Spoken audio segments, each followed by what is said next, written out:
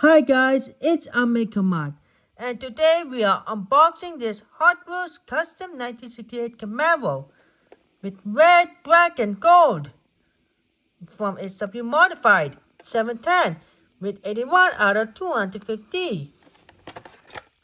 Customized cars with features like bigger spoilers, body kits, and other cool upgrades for personal style. There's a General Motors trademark.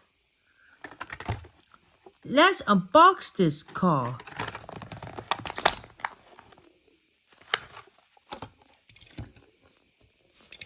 Front, we have gray grille, pan to side with 68 logo, rear, 12 side,